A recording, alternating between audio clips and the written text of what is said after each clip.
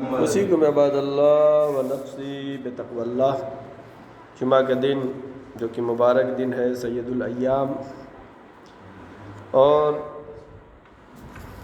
اس خطبے میں سب سے پہلے اپنے نفس کو اور تمام حضار محترم کے نفوس کو تقوی الہی کی دعوت دیتا ہوں۔ اور جتنا ہی انسان کا تقوی بڑھتا جائے گا، خوف خدا اس کے اندر آتا جائے گا، وہ انسان روحانی بلندی طے کرتے ہوئے آگے بڑھتا جائے گا۔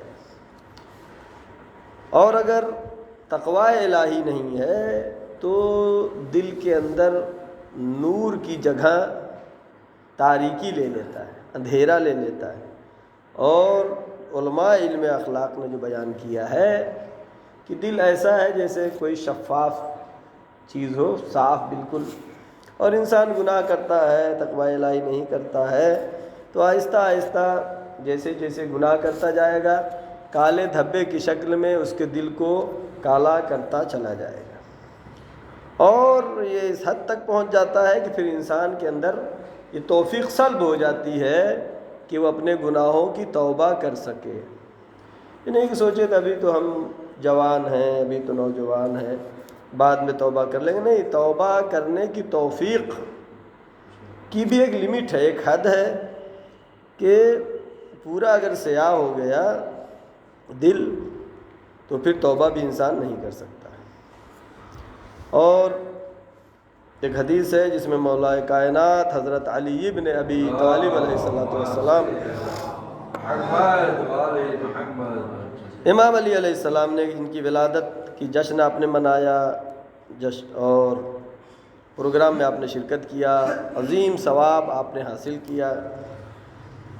امام علیہ السلام شیعوں کے لیے 7 ایسے صفات بیان کرتے ہیں کہ اگر ہم اس کی مراعات کریں، اگر اس کو اپنے اندر لائیں، اگر اس پر ہم عمل کرتے ہیں تو ہمارا معاشرہ، ہمارا سماج، ہمارا کلچر بہت ہی اچھا ہو جائے گا۔ امام علیہ السلام فرماتے ہیں شیعتنا المتبادلون فی ولایتنا، ہمارے شیعوں کی ایک پہچان یہ ہے کہ وہ بذل و بخشش کرتے ہیں، خرچ کرتے ہیں، پیسہ خرچ کرتے ہیں، فی ولایتنا، ہماری محبت میں۔ یعنی محبت کا تقاضا یہ ہے، یعنی صرف یہ نہیں کہ دل سے چاہ رہے ہیں، جشن میں نہیں جا رہے ہیں، دل سے چاہ رہے ہیں کچھ امام کے نام پر، مولا کے لیے کچھ خرچ نہیں کر رہے ہیں۔ امام فرما رہے ہیں شیعتنا المتبادلون فی ولایتنا، ہماری ولایت میں بذل و بخشش کرتے ہیں، کنجوسی نہیں کرتے ہیں، خرچ کرتے ہیں۔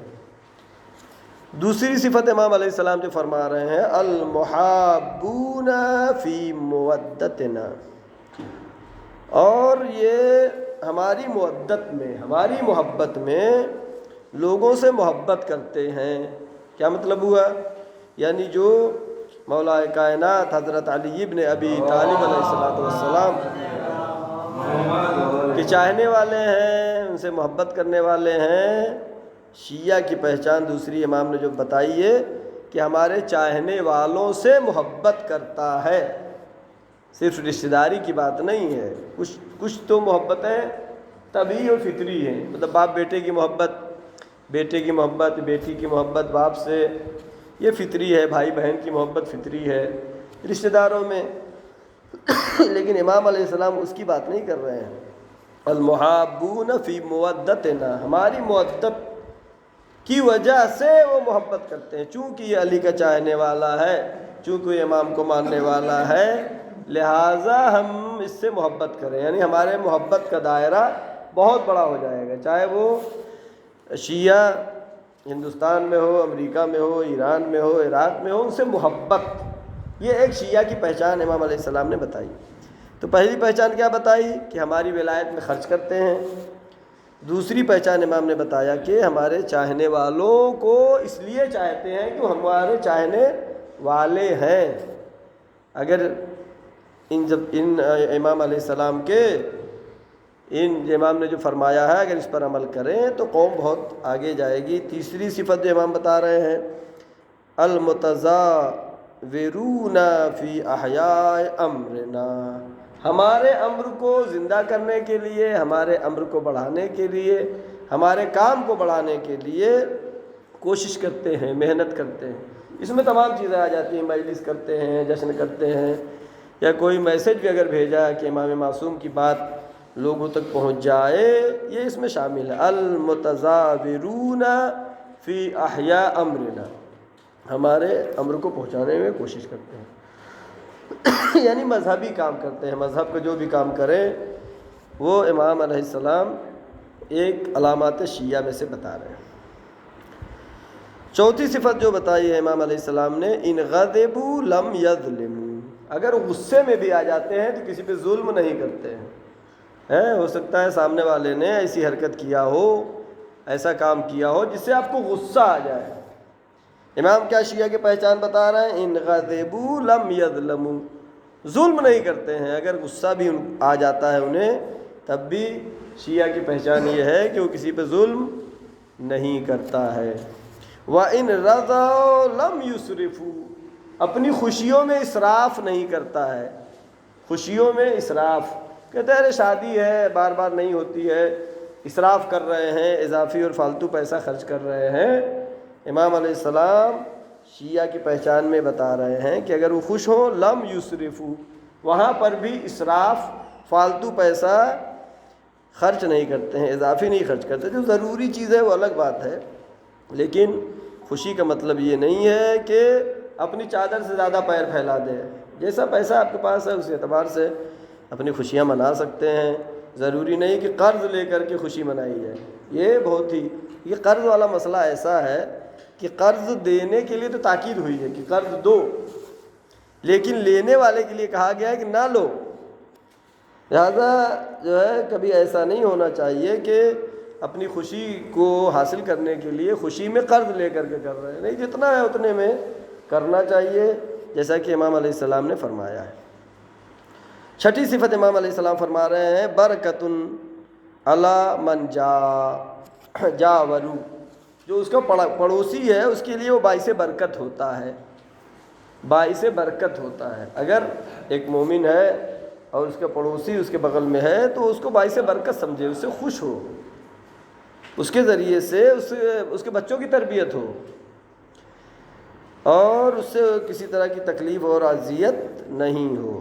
ساتویں قسم جو ہے سلم لمن خالط، جن سے وہ ملتا ہے، ابھی تو پڑوسی کی بات تھی، جن لوگوں سے بھی ملتا ہے پورے سماج میں، ہر ایک سے خوشی سلامتی کے ساتھ، محبت کے ساتھ، پیار و محبت کے ساتھ ان سے ملاقات کرتا ہے، اچھے اخلاق کے ساتھ۔ لہذا امام علیہ السلام نے یہاں پر جو صفات یہ بتائے ہیں اس پر ہمیں توجہ دینا چاہیے، اور یہ ہمارے دنیا و آخرت میں کامیابی کا سبب بنے گا۔ اور اگر صرف اسی جو امام علیہ السلام نے یہ 7 صفات بتائے ہیں، اگر اس پر عمل کر لے تو پوری قوم بہت ہی آگے جائے گی، بہت ترقی کرے گی، اور ضروری ہے کہ اس پر ہم دھیان دیں کہ اگر غصہ آ جائے تو تب بھی کسی پہ ظلم نہ کرے، خوشی میں اضافی خرچ نہ کرے، فالتو خرچ نہ کرے، پڑوسی جو ہے اس کے لیے باعث برکت ہو یہ، اور لوگوں سے مل جل کر رہے، کسی سے لڑائی جھگڑا نہ کرے۔ اور اوپر جو بیان ہوا تھا کہ ہماری ولایت میں وہ خرچ کرتے ہیں، ہمارے چاہنے والوں کو چاہتے ہیں، ان سے محبت کرتے ہیں۔ اگر یہ دائرہ اتنا بڑھ جائے گا تو کتنا خوشگوار ماحول ہوگا، کتنا اچھا سماج ہوگا، کتنی خوشحالی ہوگی۔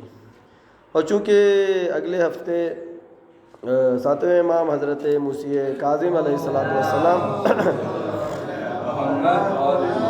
امام علیہ السلام کی شہادت کی تاریخ آ رہی ہے، اور اس میں مجالس کا انعقاد بھی ہوگا انشاءاللہ۔ 27 فروری کو امام کی شہادت ہے، 25 رجب۔ لہذا اس مناسبت سے 7ویں امام حضرت موسی کاظم علیہ السلام کی ایک حدیث کہ امام نے فرمایا دعا کر طریقہ کیا ہے، دعا کیسے کریں کہ ہماری دعا قبول ہو۔ امام فرما رہے ہیں، من دعا قبل الثناء علی اللہ والصلوات علی النبی، وہ شخص جو کہ دعا کرے اللہ کی حمد و ثنا سے پہلے، یعنی دعا کرنے کا طریقہ کیا ہو گیا، پہلے اللہ کی حمد کی جائے، اس کی ثنا کی جائے، اس کی تعریف کی جائے، والصلوات علی النبی، اور پیغمبر اکرم حضرت محمد مصطفیٰ صلی اللہ علیہ وسلم پر صلوات بھیجے۔ امام فرما رہے ہیں جو دعا کرے اللہ کی ثنا اور رسول اللہ پر صلوات سے پہلے، اس کی دعا کیسی؟ کانا کمن رما بسہم بلا وتر، کہ جیسے وہ تیر تو چلا رہا ہے لیکن بغیر وتر کے تیر چلا رہا ہے، یعنی تیر کمان ہوتا ہے وہ رسی جو ہوتی ہے وہ نہ ہو، صرف اسی طرح تیر کھینچیں گے تو تیر چلنے والا نہیں ہے۔ امام علیہ السلام فرما رہے ہیں کانا کمن رما بسہم بلا وتر، بغیر زہ کے، بغیر وتر کے وہ تیر چلا رہا ہے، تو تیر جو ہے نشانے پہ لگنے والا نہیں ہے۔ اسی طریقے سے اگر دعا کی جائے اور اللہ کی حمد نہ کی جائے اور رسول پر صلوات نہ بھیجا جائے تو وہ دعا قبول نہیں ہوتی۔ لہذا بہترین دعا کے قبول ہونے کا ذریعہ یہ ہے کہ دعا سے پہلے، دعا کے آخر میں صلوات پڑھی جائے۔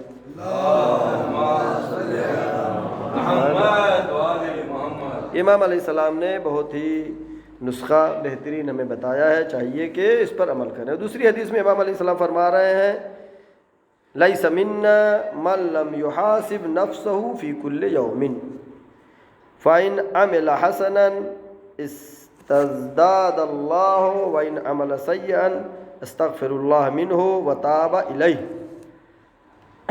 امام علیہ السلام یہاں پہ فرما رہے ہیں لیس منا، وہ ہم میں سے نہیں ہے، یعنی شیعہ نہیں ہے، من لم يحاسب نفسه في كل يوم، کہ جو ہر دن اپنے نفس کا حساب نہ کرے، یعنی سونے سے پہلے ہماری ذمہ داری بنتی ہے کہ ہم اپنے نفس کا محاسبہ کریں، حساب کریں، آج ہم نے کتنے اچھے کام کیے ہیں، کتنے برے کام کیے ہیں، کتنے کے دل دکھائے ہیں، کتنے دلوں کو ہم نے خوش کیا ہے۔ یعنی خود مومن کو خوش کرنا یہ کیا ہے؟ عبادت ہے۔ امام علیہ السلام جو فرما رہے ہیں لیس منا، وہ ہم میں سے ہے ہی نہیں کہ جو روزانہ اپنا حساب نہ کرے۔ فَإِنْ عَمِلَ حَسَنًا، اگر اس نے نیک کام کیا ہے، اچھا کام زیادہ کیا ہے، تو اللہ سے دعا کرے کہ استاد اللہ، کہ اللہ اس کے اس نیک عمل کو، اچھے کام کو توفیق دے کہ انسان اور بہتر عمل انجام دے۔ وَإِنْ عَمِلَ سَيِّئًا، اگر برا کام کیا ہے تو استغفر اللہ منہ، اللہ سے استغفار کرے، وتاب علیہ، اسے توبہ کا طلبگار ہو، اللہ سے توبہ کرے، اپنے گناہوں کی مغفرت خدا سے چاہے۔ لہذا امام علیہ السلام نے جو فرمایا ہے یہ بہترین روش اور طریقہ ہے کہ انسان کو چاہیے کہ جو اپنی اصلاح نفس کرنا چاہ رہا ہے، اپنے روح کو منور کرنا چاہ رہا ہے، اپنے دل کو روشنی دینا چاہ رہا ہے، اس کو چاہیے کہ اپنا حساب کرے۔ اگر اچھے کام کیے ہیں تو اللہ سے دعا کرے کہ اور ہم کو توفیق دے، اگر برے کام کیے ہیں تو اللہ سے استغفار کرے، اور ان اللہ تواب الرحیم، اللہ جو ہے توبہ کو قبول کرنے والا ہے، اللہ رحم کرنے والا ہے۔ اور جو اس خطبے میں عرض کرنا چاہ رہا تھا، اسباب برکت تو آپ نے بہت سنے ہیں، قرآن مجید کی ایک آیت کہ برکت کس وجہ سے ہوتی ہے۔ سب سے اہم چیز برکت ہے انسانی زندگی میں، اس دنیا میں برکت اہم ہے۔ اگر برکت نہیں ہے تو ہو سکتا ہے آدمی کتنا بھی پیسہ کمائے پریشان رہے گا۔ پیسہ سکون کا سبب نہیں ہے، پیسے سے آدمی کے روح کو آرام نہیں ملتا ہے، روح کو آرام ملتا ہے عبادت سے۔ لیکن اب پیسے میں برکت اگر چاہیے تو کیا کرنا چاہیے؟ جو قرآن مجید کہہ رہا ہے، سورہ اعراف آیت نمبر 96 ہے، لَفَتَحْنَا عَلَيْهِمْ بَرَكَاتٍ مِنَ السَّمَاءِ وَالْأَرْضِ۔ اس کے پہلے جو آیت ہے اس میں یہ تذکرہ ہے کہ ایمان اور عمل صالح اگر کریں گے، اللہ پر پختہ ایمان ہونا چاہیے، مضبوط ایمان ہونا چاہیے، یقین ہونا چاہیے، اور اللہ کے بھیجے ہوئے انبیاء پر، قرآن پر، دین پر ایمان ہونا، اور ساتھ ساتھ عمل صالح اگر ہے تو خدا فرما رہا ہے لَفَتَحْنَا عَلَيْهِمْ، ہم ان کے لیے کھول دیتے ہیں برکات من السماء والارض، آسمانوں سے بھی برکتیں نازل ہوتی ہیں اس کے لیے، اور زمین سے بھی برکت نازل ہوتی ہے۔ اور چوتھا مسئلہ جو تھا وہ یہ کہ شادی کے بارے میں عقد جو ہوتے ہیں اس کے لیے امتحانات کا جو اعلان کیا گیا تھا کہ امتحان دینیات کا لیا جائے گا، الحمدللہ شروع ہو چکا ہے، اور بہت ہی اچھا قدم ہے، اس میں آپ لوگ ساتھ دیجئے، اور یہ باعث افتخار ہے، یہ قوم کے لیے، خود کریم پور کے لیے، تمام مومنین و مومنات کے لیے فخر کی بات ہے کہ ہمارے یہاں بچے اور بچیوں کا اتنا دھیان دیا جاتا ہے کہ دینی معلومات ان کے پاس حد اقل تو ہونی ہی چاہیے۔ لہذا اس میں جو ہے پابندی کے ساتھ شرکت کریں، امتحان دیں، اور یہ بہت ہی اچھا قدم ہے جو کہ اٹھایا گیا ہے، اور ہمارے دنیا اور آخرت کی کامیابی کے لیے بہترین ذریعہ ہے۔ اور جیسا کہ میں نے بیان کیا کہ اگلے جمعے تک جو ہے ساتویں امام حضرت مرسی کاظم علیہ السلام کی شہادت کی مناسبات ہیں، لہذا بارگاہ امام موسیٰ کاظم علیہ السلام جو کہ جناب سخاوت صاحب اس کی ذمہ داری پوری کرتے ہیں، اور یہ پروگرام 23، 24 اور 25 رجب یعنی فروری کی پڑے گی، 25، 26 اور 27، یہ 3 دن پروگرام ہے، اس میں کثیر تعداد میں شرکت کریں، اور یہ موقعیت بہت اچھی ہے۔ دیکھیں جتنی مجالس ہوتی ہیں یا جشن ہوتے ہیں ہماری سب کی ذمہ داری بنتی ہے کہ وقت نکال کر کے وہاں جائیں، یہ نہیں کہ وقت ملے گا تو جائیں گے، یہ بہت بڑی نعمت ہے جو ہم کو ملی ہوئی ہے۔ لہذا ایسا دیکھنے کو ملتا ہے جشن ہو رہا ہے، صرف بچے آئے ہیں، جوان نہیں ہے، جوان آئے ہیں تو بزرگ نہیں ہے، بزرگ آئے ہیں تو بچے نہیں، یہ فرش عزا، یہ فرش وہ ہے جہاں پر چھوٹا بڑا نہیں ہوتا ہے، یہاں کوئی چھوٹا ہے نہ ہی کوئی بڑا ہے۔ کہتے ہیں ہم کہاں جائیں گے، وہ تو بچوں کا پروگرام ہو رہا ہے، بچے کا پروگرام نہیں ہوتا ہے۔ جب معصوم سے نسبت ہو گئی اور ہمارا عقیدہ ہے کہ اہل بیت آتے ہیں تو پھر کہاں کچھ رہے، وہ اتنے بڑے ہو کر کے جب آ گئے تو پھر ہم کچھ بھی ہوں چاہیے کہ شرکت کریں۔ اور دینیات کے کلاسز الحمدللہ بہت اچھے سے چل رہے ہیں، اور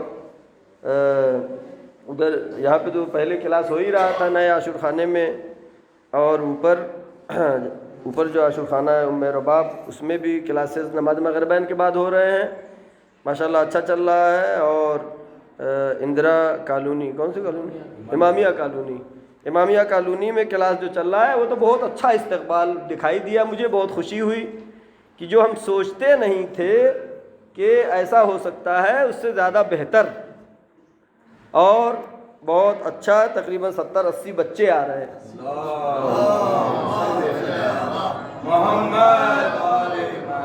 لہذا ضروری ہے اب یہ کہ بزرگان کی ذمہ داری بنتی ہے آپ لوگوں کی۔ دیکھیں بچوں کی طرف سے استقبال بہترین ہے، بچوں کو شوق دلانا، ان کو آگے بڑھانا، ان کے لیے اچھے سے اچھا انتظام کرنا، یہ ہماری ذمہ داری بنتی ہے۔ کریم پور کے ہر مومن اور مومنہ کی ذمہ داری بنتی ہے کہ بچوں کے اس دینیات کے فروغ کے لیے، اس کو بہت اچھے طریقے سے چلانے کے لیے ساتھ دیں۔ انجمن ہے، بزرگان ہیں، سب لوگ مل کے، ابھی جو فی الحال ضرورت ہے وہ یہ ہے کہ جگہ کی کمی ہے، جس جگہ پہ کلاس ہو رہا ہے شامیانہ ڈال کر کے اور عجیب حالت میں، جو کہ اچھا نہیں ہے، ضرورت اس بات کی ہے کہ دینیات کے کلاس کے لیے بہترین جگہ کا انتظام کیا جائے۔ اور انجمن کے افراد نے بہت زحمت کیا، اس پہ بہت محنت کیا ان لوگوں نے، اور اس کے لیے کچھ صفائی ہوئی ہے عیدگاہ میں جگہ ہے، اور وہاں پہ کچھ صفائی ہوئی ہے، جھاڑ وغیرہ تھا، اور ابھی وہ بہتر بنانے کی ضرورت ہے۔ یعنی خلاصتاً یہ کہ ہمیں وہاں پر کم سے کم 4 کلاس روم کی ضرورت ہے، اور صرف کلاس روم ہی نہیں بلکہ پھر کلاس میں پڑھانے والے ٹیچر کی بھی ہمیں ضرورت پیش آئے گی۔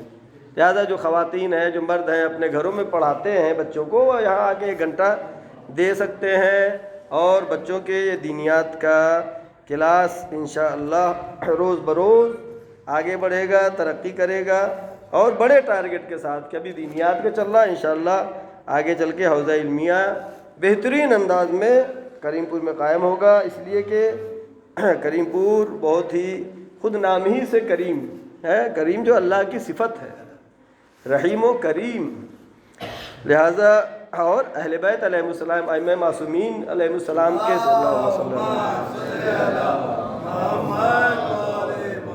اگلا جمعہ 10 بجے نام دیجیے ادھر کے بچوں. ہاں انشاءاللہ. ابھی کلاس ابھی منظم ہو جائے انشاءاللہ. انعامات بھی دیے جائیں گے. انعامات سے زیادہ بڑھ کے کیا ہے, بچوں کو علم دینا ہے. انعامات تو ہوں گے, وہ تو شوق ہے, ایک ضمنی چیز ہے. ہاں, ضرورت یہ ہے کہ وہ عیدگاہ میں کوئی شیٹ وغیرہ اس طرح کا پڑ جائے, کچھ انتظام ہو جائے, اور وہاں پہ کلاس بہترین طریقے سے, اچھے طریقے سے. ایسا نہیں کہ آج چل رہا ہے کل بند ہو جائے, یہ نہیں. اس کو مضبوط اور منسجم طریقے سے, اچھے طریقے سے یہ دینیات کے کلاس کو انشاءاللہ آگے بڑھایا جائے گا. اس میں آپ لوگوں کی مدد کی ضرورت ہے, آپ لوگوں کو آگے کے آنے کی ضرورت ہے. یہ نہیں ضروری کہ پیسہ ہی خرچ کر کے مدد کر سکتے, نہیں. کوئی آ کر کے وہاں پہ کوئی صفائی کر سکتا ہے, کوئی کچھ بھی, ثواب کا کام ہے. اس میں کوئی شرم و حیا کی بات نہیں ہے. اگر یہاں پہ آپ نے کیا اور یہ کلاس بہترین طریقے سے چلا, جب تک چلے گا ثواب آپ کو ملتا رہے گا. لہذا یہ موقع ہمیشہ نہیں آتا ہے, اس موقع کو غنیمت سمجھیں. اور وہاں پر ضروری نہیں کہ مزدور بلا کر کے لایا جائے اور وہ صاف کرے. اگر سب لوگ لگ جائیں گے تو 1-2 گھنٹے میں ہی پورا صاف ہو جائے گا, کلین ہو جائے گا, اور انشاءاللہ آگے بہترین اس کا انتظام کیا جائے گا. ہم آخر میں دعا کرتے ہیں, پروردگار محمد و آل محمد صدقے میں ہمیں روز بروز ترقی و کامیابی عطا فرما. پروردگار جو بھی پریشان حال ہیں ان کی پریشانیوں کو برطرف فرما. جو مریض ہیں ان کو شفاء کامل و عاجل عطا فرما. جو بچے و بچیاں علم حاصل کر رہے ہیں ان کو روز بروز علمی روحانی ترقی و کامیابی عطا فرما. پروردگار جن بچے یا بچیوں کے شادی کی مشکلات ہیں ان کو برطرف فرما. پروردگار جو بے روزگار ہیں ان کو بہترین روزی عطا فرما. جو باروزگار ہیں ان کی روزی میں خیر و برکت عطا فرما. معبود آخری حجت امام زمانہ کے ظہور میں تعجیل فرما. ہم سب کو ان کے یاور و انصار میں شمار فرما. والسلام علیکم ورحمۃ اللہ وبرکاتہ. بسم اللہ الرحمن الرحیم. والعصر ان الانسان لفی خسر الا الذین آمنوا وعملوا الصالحات وتواصوا بالحق وتواصوا بالصبر. صدق اللہ العلی العظیم.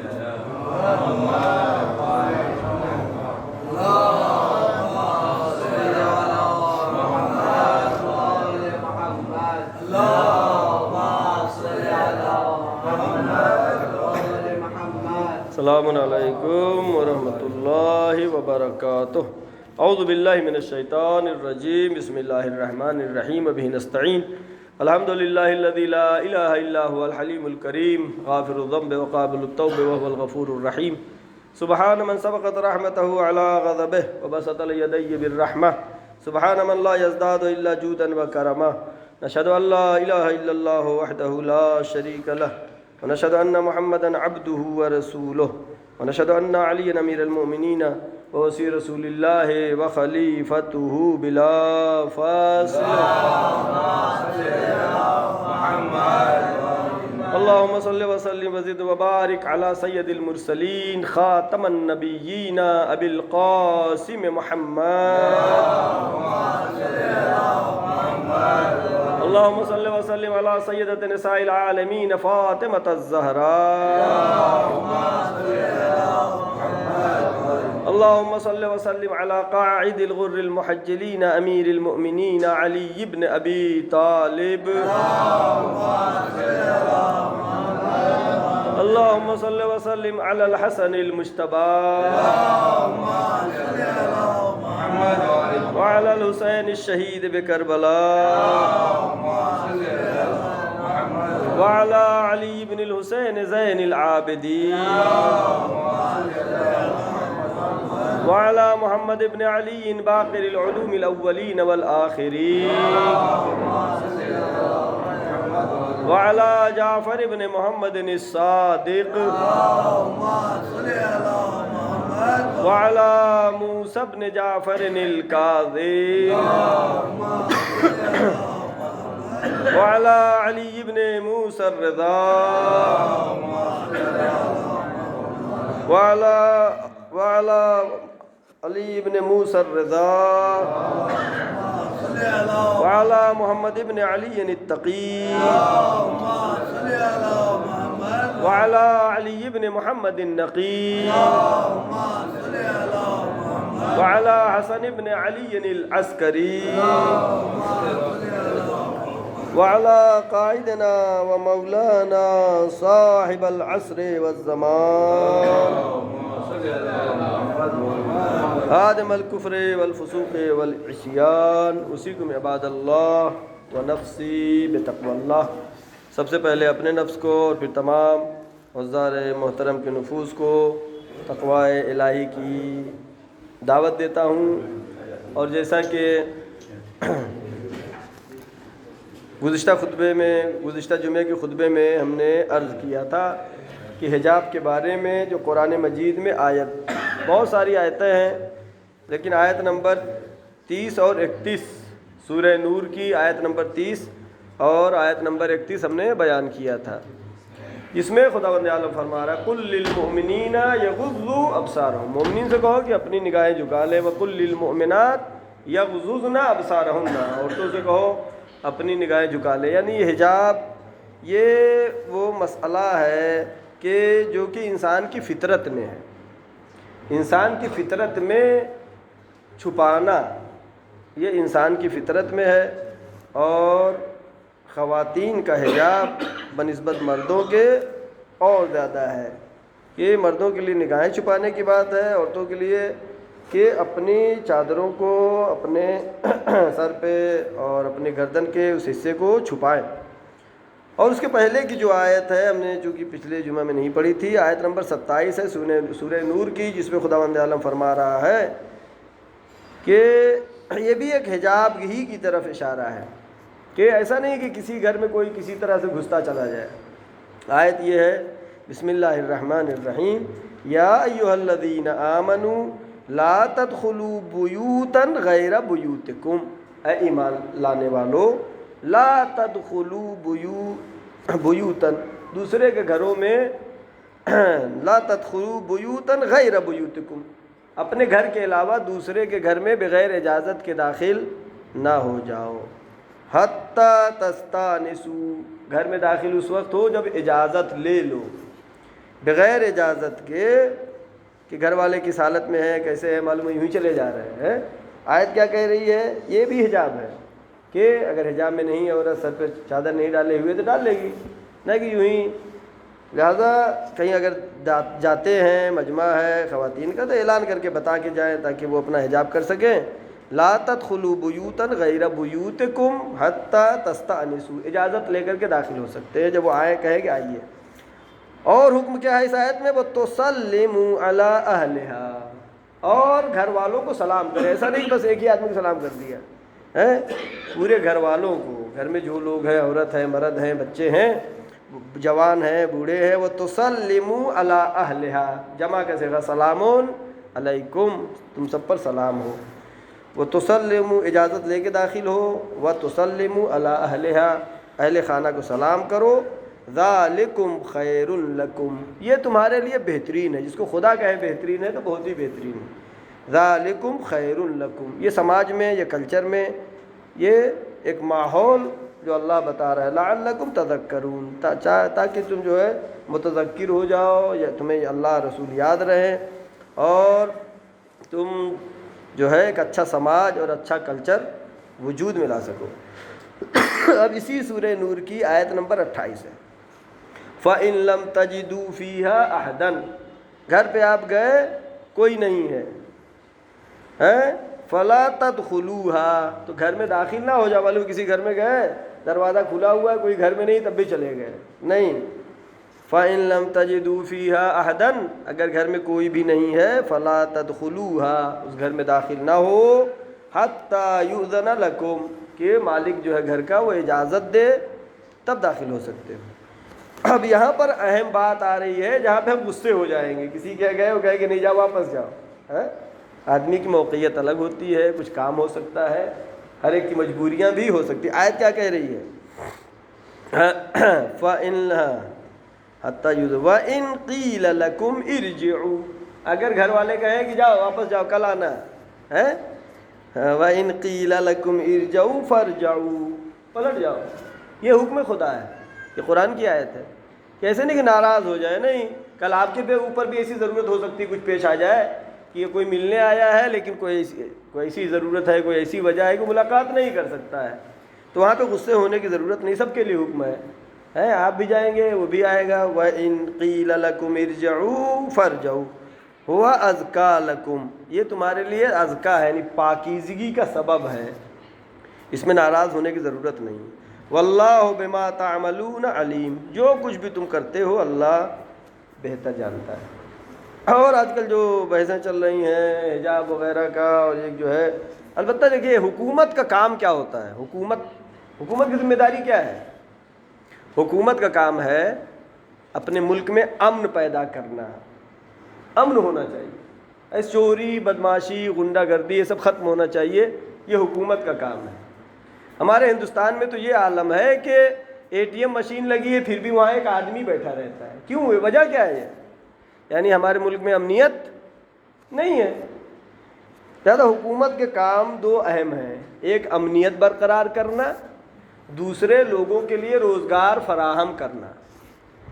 یہ دو کام حکومت کی ذمہ داری ہوتی ہے، چاہے کوئی بھی حکومت ہو، دنیا میں کہیں بھی حکومت ہو، حکومت کے دو اہم کام ہیں، لوگوں کے لیے روزگار فراہم کرنا، ان کے بزنس کے لیے راستے ہموار کرنا، دوسرے ملکوں سے رابطے برقرار کرنا، بزنس آسان کرنا، یہ حکومت کا کام ہوتا ہے۔ اور دوسرا کام کیا ہوتا ہے؟ امنیت برقرار کرنا۔ آج جیسے ایران میں آپ چلے جائیں، بینک ایسے کھلے ہوئے بینک ہے، شیشہ صرف لگا ہوا ہے، بس ATM پہ تو آدمی نہیں ہوگا، آدمی کس لیے ہوگا؟ ATM مشین پر ہمارے ہاں آدمی بیٹھا لے جانے کا مطلب کیا ہے کہ امنیت میں ابھی ہم بہت پیچھے ہیں۔ لہذا جو کام حکومت کو کرنا چاہیے وہ چھوڑ کر کے دوسرے سب کام کر رہی ہے۔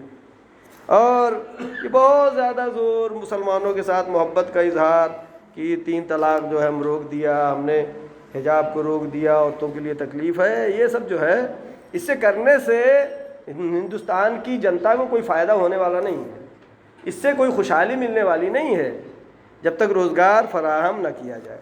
اور حجاب جو کہ ہمیشہ ہم بیان کرتے رہتے ہیں کہ حجاب جو ہے محدودیت نہیں ہے بلکہ مصونیت ہے۔ حجاب کا مطلب محدود ہو جانا نہیں ہے۔ اور آج تو ہمارے زمانے میں واضح ہو کہ پہلے زمانے میں ایسا تھا کہ حجاب جو کرتی تھی خواتین پڑھتی نہیں تھیں، آج ماشاءاللہ الحمدللہ بہترین پڑھ رہی ہیں، اچھے مقامات تک پہنچ رہی ہیں۔ لہذا آج تو بالکل ثابت ہو چکا ہے کہ حجاب محدودیت نہیں ہے بلکہ مصونیت ہے، اپنی عزت آبرو شرم و حیا اس کو بچانے کے لیے حجاب ہے۔ اور یہ ہمارا ملک ہندوستان کی جہاں پر تعلیم بہت تیزی سے بڑھ رہا تھا، پہلے زمانے میں ایسا تھا کچھ لوگ پڑھے لکھے ہوتے تھے، کچھ لوگ جاہل ہوتے تھے، لیکن آج ایسا نہیں ہے، بہت اچھا آگے جا رہے ہیں، سب پڑھ رہے ہیں، غریب بھی پڑھ رہا ہے، امیر بھی پڑھ رہا ہے، سب ہر مذہب کے لوگ پڑھ رہے ہیں، یہ بہت اچھی بات ہے۔ لیکن اب بچوں کے لیے یہاں پر اہم نقطہ ہے کہ صرف پڑھنا کافی نہیں ہے۔ پہلے یہ ہوتا تھا جو پڑھتے تھے ان کو سروس ملتی تھی، جو جاہل رہتے تھے ان کو گورنمنٹ سروس نہیں ملتی تھی، یہی اب سب پڑھ رہے ہیں تو سب کو تو سروس مل نہیں سکتی۔ اب ضرورت کس بات کی ہے کہ امتیاز پیدا کریں، صرف پڑھنا کافی نہیں، پڑھنے میں آگے جانا ہے، ایک ریس ہے، ایک دوڑ ہے۔ لیکن جو ہے آج بہت ہی افسوس کی بات ہے کہ جہاں پر بچیاں پڑھ رہی ہیں ان کو پڑھنے سے روکا جا رہا ہے، کہ حجاب کیا ہے تو کلاس میں نہیں جا سکتی، حجاب کیا ہے، حجاب کیا نقصان پہنچا رہا ہے، حجاب سے کیا تکلیف ہو رہی ہے؟ بھئی جس نے اوڑھا جب اس کو تکلیف نہیں ہے، اور اس کو پڑھائی سے روکا جانا، یہ ہم ہمیشہ مذمت کرتے ہیں، مذمت کرتے رہیں گے۔ اور ضروری ہے کہ ہندوستان کی عدلیہ اس کے حق میں فیصلہ دے، اس لیے کہ ہندوستان یہ مشرقی تمدن ہے، دیکھیں مغربی تمدن ہے، یورپ امریکہ جہاں پہ انسانیت سے گر چکے ہیں، وہ یورپ امریکہ انسانیت سے گر چکے ہیں، ننگے گھومتے ہیں، کچھ بھی نہیں رہا۔ لیکن ہندوستان آج جو ہے مشرقی سماج کا سربراہ ہے، سرپرست ہے ہندوستان، یعنی ہندوستان میں جیسا کلچر ہوگا یہ کلچر اثر کرے گا، اس کا اثر چائنا پہ بھی ہوگا، اس کا اثر ایران پہ بھی ہوگا، پاکستان پہ بھی ہوگا، ہم آگے ہیں، اس کے سربراہ ہیں۔ اگر ہم مشرقی تمدن کو بدل کر کے مغربی تمدن لانا چاہیں گے تو اس کا نقصان یہ ہوگا کہ جو ہماری سربراہی ہے، اس لیے کہ حجاب میں نے پہلے بیان کیا کہ حجاب اسلام سے مخصوص نہیں ہے، بلکہ آج جو ہے بچیوں کو اسکول کالج جانے سے روکا جا رہا ہے حجاب کے نام پر۔ کل دوسرے مذہب میں کہیں گے گھونگھٹ لگانا بھی منع ہے، یہ جو ہے بہت ہی افسوس کی بات ہے۔ اور البتہ آج کے اس زمانے میں بھی کہ جب اتنا زیادہ اس طرح کے تشدد بڑھ رہے ہیں، ابھی کل میں نے سوشل میڈیا پہ دیکھا کہ ایک غزالہ نام کی بچی ہے لکھنؤ میں، کہ جس نے سنسکرت زبان میں لکھنؤ یونیورسٹی ٹاپ کیا ہے، 5 گولڈ میڈل حاصل کیے ہیں سنسکرت زبان میں، یہ قابل افتخار ہے۔ یہ کہ ایسا نہیں ہے کہ کسی نے اگر کسی زبان کو اس مذہب سے محدود کر دیا ہے تو ہم زبان کو مذہب سے محدود کرنے کے قائل نہیں ہیں، اور ہندوستان کے مسلمانوں کا اس بچی نے سر بلند کر دیا ہے، جو کہ بہت ہی قابل افتخار ہے۔ اور جو بھی حجاب پہ اعتراضات وغیرہ ہو رہے ہیں یہ غلط ہے، اور اس کا نقصان پورے جہاں پر ابھی جو ہے بچوں نے پڑھ نہیں پایا، کچھ لاک ڈاؤن تھا، کرونا تھا، یہ تھا وہ تھا، اب جب پڑھنے کا ٹائم آیا تو اب کہہ رہے ہیں کہ ایسے نہیں پڑھنے جاؤ، ویسے نہیں پڑھنے جاؤ، یہ نہ پہن کے جاؤ، وہ نہ پہن کے جاؤ۔ اس کا مطلب یہ ہے کہ یہ سیاسی مسئلہ ہے، یہ نہ تو مسلمان کے فائدے میں ہے نہ تو ہندو کے فائدے میں ہے۔ اس کا نقصان جو ہے ابھی تو ہندوستان بہت ہی نقصان میں چل ہی رہا ہے، اس نقصان کے بعد پھر اور بڑا نقصان لانا، یہ اس بات کی دلیل ہے کہ ہمارے سیاست مداروں کو، سیاست دانوں کو چاہیے کہ اپنے ملک سے محبت کریں۔ آج ہماری گورنمنٹ کا خزانہ خالی ہو چکا ہے، آج اقتصادی نظام میں ہندوستان بہت نیچے چلا جا رہا ہے، آج بے روزگاری میں بہت آگے بڑھتا جا رہا ہے، بجائے اس کے کہ روزگار فراہم کریں۔ اور پہلے میں نے بیان کیا تھا کہ ہندوستان کا مقابلہ چائنا سے ہے، اگر چائنا کے سامان ہمارے ہندوستان میں بک رہے ہیں تو ہمارا سامان بھی چائنا میں جا کے بکنا چاہیے۔ ہمارے پاس ایسی فیکٹریاں ہونی چاہیے، کارخانے ہونے چاہیے، کمپنی ہونا چاہیے، روزگار ہونا چاہیے۔ جب پبلک زیادہ ہے تو روزگار بھی زیادہ ہونا چاہیے۔ لیکن جو پہلے میں نے عرض کیا کہ حکومت کی جو ذمہ داری ہے 2 کام، ملک میں امنیت شانتی برقرار کرنا اور روزگار فراہم کرنا، یہ چاہیے کہ ہمارے سیاست مدار اس چیز پر غور و فکر کریں۔ اور کبھی بھی مشرقی تہذیب جو ہے بدلتی جا رہی ہے یورپ اور امریکہ کی تہذیب میں، جو کہ بہت ہی نقصان دہ ہے، اور جو اس کو لیے ہیں، جنہوں نے اپنایا ہے، آج حال دیکھ رہے ہیں امریکہ یورپ کا، انسانیت باقی نہیں رہی، نسلوں کا پتہ نہیں ہے۔ جب نسلوں کا پتہ بھی نہ ہو، کون کس کا بیٹا ہے، کون کس کا باپ ہے، تو پھر کیا ہو گئے؟ جانور ہو گئے۔ لہذا چاہیے کہ اس پر غور و فکر کیا جائے۔ اور آخر میں متوجہ کروں گا دوبارہ دینیات کلاسز پر ماشاءاللہ بہت اچھا چل رہا ہے، آپ لوگ اس میں تعاون کریں، اور وہاں پہ انشاءاللہ شیٹ بنے گی، اور عیدگاہ میں جگہ خالی ہے، وہاں پہ کلاسز انشاءاللہ وہاں پہ اچھے طریقے سے برگزار ہوں گے، منعقد ہوں گے۔ آپ لوگ اس کار خیر میں بڑھ چڑھ کے حصہ لیجئے، اور الحمدللہ قبرستان کمیٹی بھی اپنا کام کر رہی ہے، اور مسجد کی تعمیر بھی اپنے عروج پر ہے، الحمدللہ بہت ہی تیزی سے آگے بڑھ رہا ہے۔ جس کے پاس پیسہ ہے وہ پیسہ دے کر کے اس میں تعاون کرے، پیسہ نہیں ہے تو اپنی دعاؤں کے ذریعے سے، اپنی دعاؤں کے ذریعے سے البتہ ضروری ہے اس میں تشویق کریں، لوگوں کو شوق دلائیں، اور اس میں جس طریقے سے بھی حصہ لے سکتے ہیں حصہ لیں اس کار خیر میں، اور انشاءاللہ خداوند عالم ہماری تمام طاعت و عبادات کو قبول فرمائے گا۔ پروردگار جو بھی پریشان حال ہے ان کی پریشانیوں کو برطرف فرما، معبود جو بے روزگار ہیں ان کو بہترین روزی عطا فرما، جو باروزگار ہیں ان کی روزی میں خیر و برکت عطا فرما۔ پروردگار ہمارے ملک ہندوستان کو روز بروز ترقی و کامیابی عطا فرما، اور ملک سے جو دشمنی کر رہے ہیں، جو ہمارے ملک کو پیچھے لے جانا چاہ رہے ہیں، پروردگارہ ان کی ہدایت فرما۔ پروردگارہ جہاں جہاں بھی مومنین ہیں، مسلمان ہیں، ان کی جان و مال، عزت و آبرو کی حفاظت فرما۔ معبود ہمارے تمام گناہ صغیرہ و کبیرہ کو معاف فرما، ہمارے مرحومین کے تمام گناہ صغیرہ و کبیرہ کو معاف فرما۔ پروردگار آخری حجت امام زمانہ کے ظہور میں تعجیل فرما، ہم سب کو ان کے یاور و انصار میں شمار فرما۔ السلام علیکم ورحمۃ اللہ وبرکاتہ۔ بسم اللہ الرحمن الرحیم۔ والعصر ان الانسان لفی خسر الا الذین آمنوا وعملوا الصالحات وتواصوا بالحق وتواصوا بالصبر صدق اللہ العلی العظیم والسلام علیکم ورحمۃ اللہ